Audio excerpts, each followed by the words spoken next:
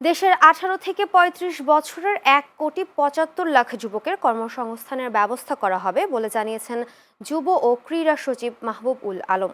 আজ যুব দিবস উপলক্ষে সচিবালয়ে আয়োজিত সংবাদ সম্মেলনে তিনি একথা জানান।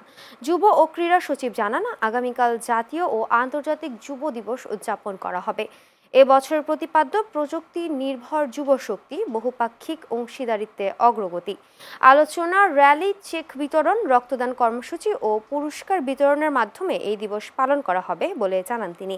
এছাড়া যুব দিবস উপলক্ষে ৪,৯৮৫ জন যুবককে ৪৭,২৬,০০,০০০ টাকা যুব ঋণ দেবে সরকার। এর মধ্যে ২,৫৩৪ জন যুবক ও ২,৪৫১ জন যুব নারীকে এই ঋণ দেওয়া হবে। যুব দিবস আমরা পালন করব, সেটা আপনাদের সহযোগিতায় সফলভাবে পালনে সক্ষম হব। এবং সর্বোপরি যে আহ্বানটা থাকবে, আমাদের মূল উদ্দেশ্য হচ্ছে 18 থেকে 36 বছর বয়সী যারা যুবক আছেন, আপনারা জানেন যে একটা টার্ম আছে এখানে, NEET, not in education or employment and training. এই ধরনের যুব সংখ্যা কিন্তু প্রায় 1,75,00,000 মতো আছে। তাদের আত্মকর্মসংস্থানের জন্য আমরা একটা প্রকল্প নিয়েছি।